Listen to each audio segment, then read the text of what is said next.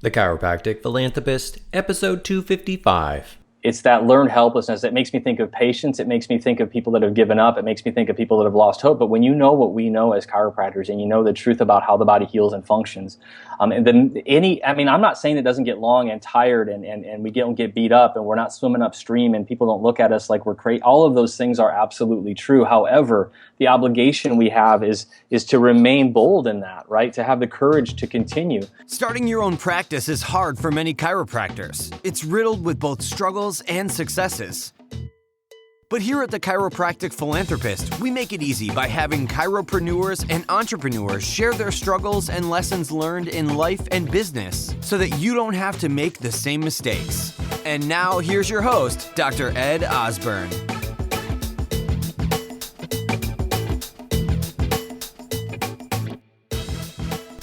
My guest today on the Chiropractic Philanthropist is Dr. Ben Rall. Dr. Rall had one of the largest chiropractic and wellness clinics in the United States and currently helps individuals and organizations apply a vitalistic model of healthcare to their lives.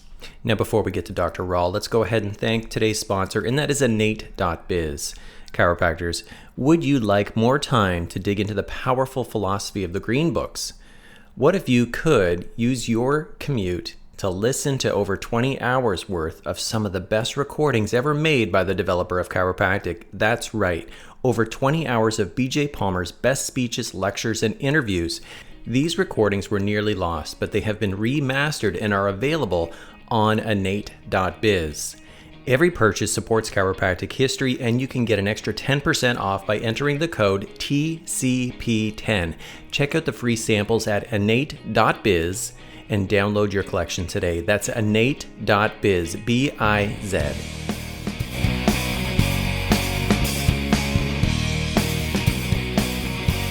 Dr. Ben, how you doing today? I'm doing fantastic. Thank you for having me. I am incredibly excited for the discussion today because I know that what we're going to talk about is going to help more chiropractors serve more people. But before we get started, I'd like you to share a little bit more about you as a person, but also you as a chiropractor and a leader today. Sure, thanks. As a chiropractor, and my journey into chiropractic was probably like many people, where we think, we want to help people, and myself, I wanted to use my hands, and I had grown up seeing a chiropractor, not maybe the principal type of chiropractor that we would talk about, but a chiropractor, and I ended up going to a school called Northwestern, which is actually in Minnesota, and the school itself is fairly medically minded, and if you will. And so I was there. I wasn't quite sure what chiropractic was at that point, and believe it or not, they actually let Reggie Gold come in and speak. And so I was a third trimester sitting in the auditorium, and I heard Reggie Gold give his Chemistry of Life talk, and it changed my life. And I would remember sitting there in the auditorium. I came out afterwards. I called my then fiance, soon-to-be wife. She was finishing up law school, and I told her, the story that Reggie had just shared, and it just made so much sense to me. And actually, as I got done talking and telling her that all the stuff they're teaching us is crazy, and I'm throwing my stethoscope away and all this type of stuff, she proceeded to hang up the phone on me, and she thought it was that I had lost my marbles. And the interesting thing, and we can talk more about this when you talk about struggles, so I got into practice. I had somewhat of a chiropractic miracle story, and that is that I had precancerous lesions throughout my digestive system. I was actually training for the 1996 Olympics as a boxer, believe it or not, and it would have been the Atlanta Games, and I was out in Colorado Springs, and I got sick, and so I did what typically people do, and that's they go out and they go to the medical doctor, and so they did their tests and they did their scans, and I had precancerous lesions throughout my digestive system, and so they put me on medications, and those medications didn't really do anything. They put me on more medications that shut down my digestive system. I gained 70 pounds, and I struggled like that for about 3 years. And it was natural health care and chiropractic specifically that helped me get out of that depression and that sickness and disease. And so I'm forever grateful for chiropractic is for what it did to me. But I say that to say, even though I went into practice and I had this chiropractic story, and I even went to practice in my hometown, things didn't go as planned. And I can talk a little bit more about the struggle later on. But I did end up getting that figured out, and we ended up building a very large practice in the Midwest of the United States. We saw over 1,000 patients a week, 100% cash wellness practice, and did that for several years. And then the rest of the story we can get into, but my heart has always been for the principle of chiropractic. I'm a loud and proud principled chiropractor, and I just believe that the vitalistic model that we teach is so profound that we should be the leaders and not picking up scraps. And I believe that chiropractic, specifically the way we practice it and what we teach, is so valuable that everybody needs it, of course, and that is almost overstated. But I think we can do a better job of getting it to the people and making it easy for them to integrate. So that's why I wrote a book that we can talk about a little bit later as well. So I love chiropractic. It's changed my life. It's changed my family's life. And I just want as many people to have those benefits as possible. Well, I love any podcast when we get to talk about Reggie Gold, so thank you for bringing that in. Yeah. I remember being in chiropractic college and actually sitting down and having sushi with Reggie, and he was just an incredible being, just an incredible human being, just amazing man. And yeah, you cannot help but be moved when you hear him actually speak. So he's affected so many people in this profession. I'm haunted by the statement. I remember listening into my CD. It was a copied copy of a copy, and it was Reggie, and he says, "If you were the only one that knew, would chiropractic survive?" And oh man, I got goosebumps just saying that again right now, because that's the reality I would say that's the reality of how we ought to live, and specific to chiropractic. And so I mean that's the old "wake you up from the middle of the night sleep" kind of quote from Reggie. Yeah, I have to tell this Reggie story. So, yeah. So he would talk about, and he used to tell this story often, but he would talk about when he was opening his practice in the early days, he would walk around everywhere with his spine, the anatomical spine. And he would take it to restaurants. He would put it in a seat across from him, and then he would order 2 cups of coffee. And he said that was how he got most of his new patients when he was starting out, because it opened up so much great conversations about chiropractic. Just an incredibly creative guy, and he was a gift to the profession. So with that said, let's head it actually to our affirmations and quotes. Tell us a little bit, some words of meaning that you have that you'd like to share with docs. And people that know me or that I've spoken to in the past, and I talk about it a little bit in the book, and this is somewhat uncomfortable for certain people depending on how powerful they see chiropractic, but the healthcare crisis that we're in nowadays reminds me very much of the civil rights movement in the 60s. And one of my favorite quotes actually comes from Martin Luther King Jr. It's my Facebook banner page. I have it on almost everything that I write. And it's the quote, "Our lives begin and end the day we become silent about the things that matter." And even just saying that out loud to you, it's that learned helplessness that makes me think of patients. It makes me think of people that have given up. It makes me think of people that have lost hope. But when you know what we know as chiropractors, and you know the truth about how the body heals and functions, I'm not saying it doesn't get long and tired, and we don't get beat up, and we're not swimming upstream, and people don't look at us like we're crazy. All of those things are absolutely true. However, the obligation we have is to remain bold in that, right? To have the courage to continue. It's never been said that it would be easy. Changing a paradigm was never promised to be easy. It's just simply the right thing to do.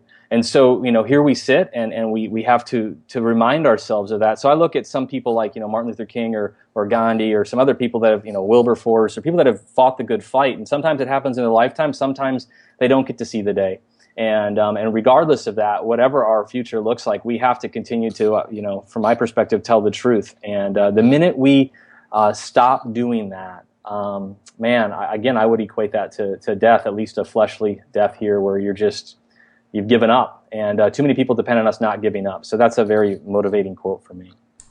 It's interesting too. I was having a discussion with a leader in the profession this morning, and we were talking about how as chiropractors, we have to start thinking outside of the box. And I think that's where we're going to go also, because we're told this is how we need to practice to be successful. And we're going to go in a moment to your book, which is going to help maybe open up some doctors' minds in a moment. But before we do, tell us about a time that you struggled. On the Philanthropist, we talk about struggle and how we as chiropractors eat struggle for lunch. And so a time you struggled, what you learned from that experience, and how you apply it to your business and life today. You want my struggle from just this morning? Yes. Yeah, I've got two children, 9 and 7, so you can imagine. But no, I alluded to it a little bit earlier about my early practice. But when I got out and I went and opened my doors, I opened up on my own right away. People told me you can't do that and you'll fail. And I was practicing, principled chiropractic, corrective chiropractic. I thought I was doing a lot of the right things. I loved the philosophy of chiropractic. I told you about Reggie. I ended up failing miserably for about the first 3 years in practice, and really on every way that you could define failure. I mean, I was depressed. I was struggling. I wasn't paying my bills. I wasn't communicating well with people. All of the things that I think we would fall into the definition of success. And it was bad. I was losing everything. I'd gotten to the point I would turn off my phone so I wouldn't hear the collectors calling. I remember being in my office actually waiting for them to come in and shut me down. And I was standing in my bedroom with my wife one night, and I didn't know what I was going to do. I didn't know. I mean, am I going to teach? Am I going to sell cars? I mean, I'm not kidding when I say that. And I remember tears running down my face, and my wife, who's always supported the principle and understands why we do what we do, she looked at me and she just said, just go tell them the truth. And I know that sounds cliche, and I know that sounds overly simplified and all of those things. And oftentimes we even think we're telling them the truth, but really we're not. And so as crazy as this sounds, Doc, I went back into practice that next day. I began taking care of that person in front of me like they were my mother, mother, father, sister, brother, making the recommendations that I gave to my own family, teaching the principle of above, down, inside out relentlessly. And just to give a number or a context to it, I was seeing about 60, 70 visits a week at that time, insurance-based, and still not doing well. And about a year and a half later, we were over 1,000 visits a week, cash practice. I can't explain it. It wasn't a marketing tip. It wasn't a podcast that I did. Those weren't existing back then. It was no slick marketing ad. I didn't have the money to do it. It was literally me telling people about the power, where it comes from, and how their body's designed to heal. And that changed my life, obviously. And it helped me to see what's possible, and it's really put me on a different path in my life. So I don't think about it every day, but the principles I learn in there have impacted me every day. No matter how bad things get, and things still get ugly, right? Still go through struggles and hit roadblocks and things like that.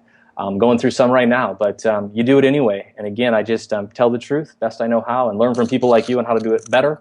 And the sky's the limit. So that's where I'm at with that. Yeah, I mean, and I love this. I love this story because there's a couple things that I pulled from this. First of all, like, you made one decision. You just made a decision, and it can be that simple. I wrote about this like a couple days ago, I think, in an article for Fit Entrepreneurs. It's one decision that you can lead, that you're worthy to lead, and then everything just changed. Because I think almost the exact same thing happened for me. I can actually remember sitting down with that patient and going, you know what? What if I just put the scripts aside and I just actually tell them what I believe in my heart about chiropractic? What'll happen? And that's when our practice began to shift. It was incredible. Thank you for that. Yeah. Thanks for letting me share. Yeah, absolutely. So I want to talk about something that's truly amazing, and I know docs are probably on the edge of their seat right now because we've kind of alluded to it a couple times. Tell us about this book that you've written and how this is going to help chiropractors help more people. Yeah, it's funny. Thanks. This book, I was the guy that said I would never write a book. Right? There's just people smarter than you, and patients say sometimes you should write a book, or you'll hear people say that. I just would always brush that off. I just didn't see myself as a writer, and again, those limiting beliefs that we have, we've talked about a little bit. But I had an experience working with a company as their chief wellness officer. Again, something that I never really saw myself doing, but just God has a strange way of working things out. And so I ended up doing that, and our experience here and the success that we've had working with businesses and corporations to there's so many, I don't want to say there's so many parts to it because it's really so simple, but we as chiropractors and the vitalistic principles that we teach are so valuable to an employer of really any size that it's actually crazy that we haven't been in this space much more than we are. I understand people have the different corporate wellness programs. I'm not talking about a glorified lunch and learn here, doc. I'm not talking about, a spinal screening in a bank parking lot. Not that those things are bad or evil by any means. I'm saying there is way more powerful ways to get integrated in with a company that is a win-win-win. And so I felt compelled to write this book earlier this year. I just really felt called to do it because much like we talked about, I just felt like I was obligated to. We'd seen the success. I mean, I knew I needed to prove it first. I knew I needed. We all think in our heads if we were to go in and take care of a bunch of employees that they'd get better, their health costs would go down, and the world would be a better place. It's just that we haven't really had those opportunities. And I would even suggest that in many ways, the times we've had those opportunities, it's been more of a medically focused type of integration, right? It's musculoskeletal pain. It's still a gatekeeper model and things like that, where we came in and the biggest difference we did, and I want all the doctors to hear this because it's so important. We led with the principle, right? We led with the vitalistic model of care because it took a long time before we could integrate the clinical component. There's just different hoops, there's different regulations, there's different things you had to do. So some of the doctors around here going, well, I don't have time to open up a clinic for them or something like that. That's fine. You don't have to. Just getting the vitalistic principles integrated into a company were transformative, and I lay that out actually in the book. But it's powerful, and there was a concept we talked about, Doc, where using that idea of being in the bank parking lot, with your spine. Again, I'm not opposed to those things. I do those things because I just feel like we're supposed to. But if you go to a company with 1,000 employees, and that's not even counting their families, and you get one company, right? That's one new patient. It's 1,000 new patients. That's a lot easier than trying to go get 1,000 new patients. Now, again, we'll do it either way because we're chiropractors and we love people. However, gosh, if I could go have one conversation and have 1,000 new patients out of that conversation, it takes away some of the I don't even want to say the stress because, it's always work. But it helps you just to focus on helping them. And now you have a new problem. You have to try to manage the success of how are you going to effectively take care of a business of 1,000 people, not just where am I going to get my another new patient. It kind of shifts your head. You're no longer thinking from a place of scarcity. And again, not to overtalk that principle, but you're just really thinking, okay, I've got this group of people that want my help. What do I need to do to make sure I help them get healthier? I help the employer see the results on their bottom line, and it's a win-win-win. So we've outlined that in the book. And I really wanted to get in the hands of our profession because that's who the leader of this is. The typical corporate wellness model was, go in with biometrics, take blood pressure, cholesterol, and blood sugar, and then we all know what happens. Those people get lost in the medical model, and nobody wins. They get put on medications, healthcare costs go up, healthcare premiums go up even more the next year. In Canada, the people just remain sicker or whatever the model is there from a healthcare perspective. I'm saying is, when you bring in vitalistic model, these people never end up there to start with, and the people that do end up with having health challenges get the right help, or at least they have the opportunity to get the right model of healthcare.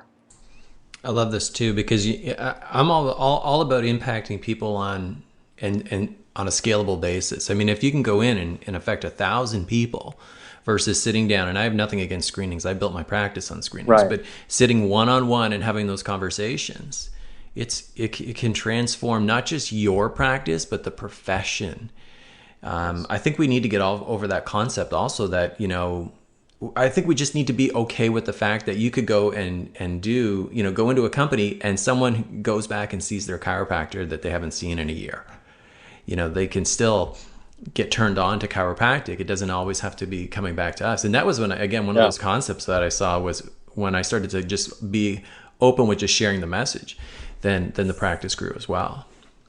And I think that's this book has forced me into that mindset too, Doc, which is, it really isn't about me. It's about this, what we've done, and I hate to even say it because it's not about myself, but there is absolutely no reason this isn't replicatable for every single doctor. And I really actually don't even it doesn't even really matter how you practice or any technique or anything like that. When you teach just the basic truths of what we do. I mean, there's doctors that listen, this that have wild specialties and they can do amazing things that I don't have any skills in.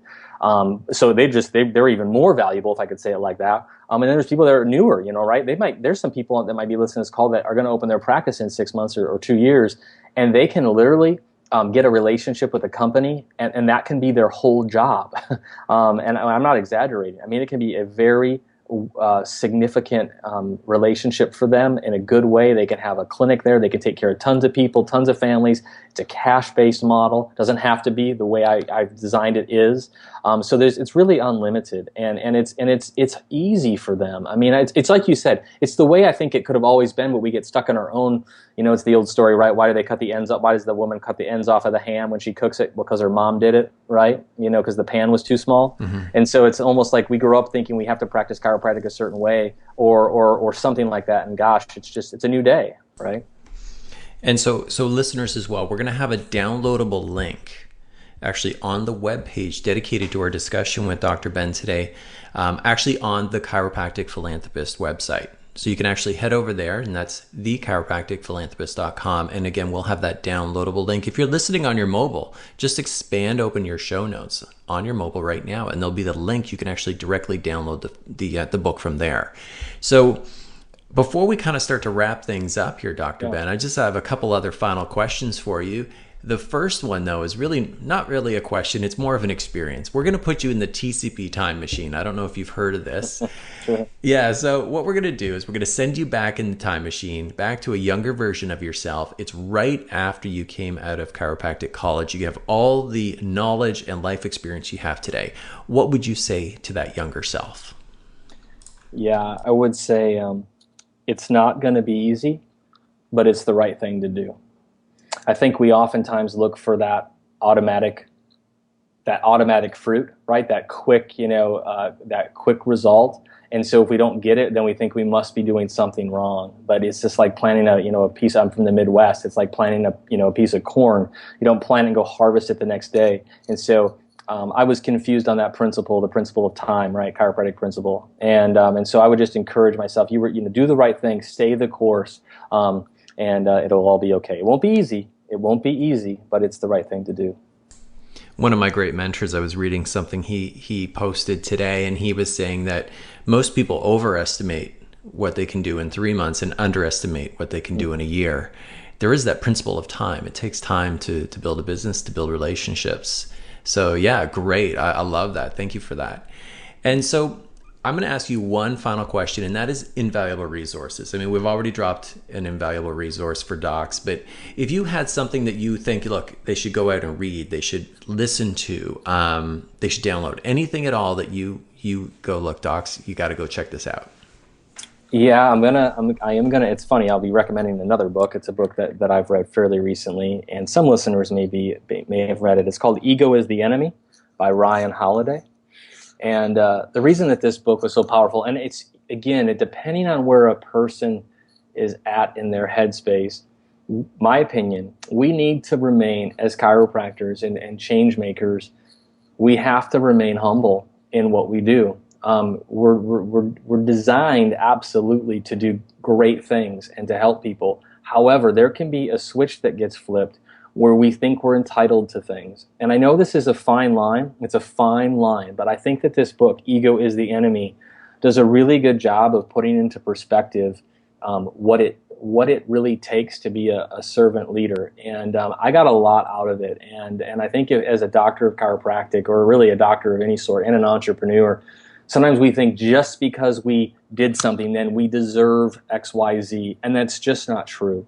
And however, we can make, like you said earlier, and it was so powerful, you can make the decision right now to do the right thing the right way. Now the fruits and the blessings of that may come down the road, and hopefully you'll get a chance to see them and enjoy them, but that's not a guarantee. And we just do the right thing anyways. And so I found it really powerful. It kind of blows the BS whistle on a lot of some of the hype teachings of today, and really just gives you a reality check. So I think it's really powerful. It's called "Ego is the Enemy" by Ryan Holiday. Perfect. So we're going to have that resource as a clickable link on the TCP page today, and that'll be, again, at thechiropracticphilanthropist.com. We're also going to have that downloadable link for Cooperative Wellness, and that's Dr. Ben's book as well. And I got to thank you so much for being on the Chiropractic Philanthropist today, bringing your life experience, being so transparent. I love when we talk about the struggle and then also how you overcame. And it certainly helps. I get messages from chiropractors every day. It certainly helps them feel less isolated, keeps them knowing that this is a temporary struggle and they are going to achieve incredible success. So Thank you so much for giving back today, Doc. You're very welcome. Thank you for having me on the show and for all that you do. So you've heard the struggles, you've heard the successes, and this episode is done. But there's still so much more to come and so much more to learn. Head on over to the chiropracticphilanthropist.com and sign up for our newsletter, where you'll receive free practice building tips and strategies, including how to market your practice with your very own podcast and so much more. Thanks for listening, and we'll see you next time on the Chiropractic Philanthropist.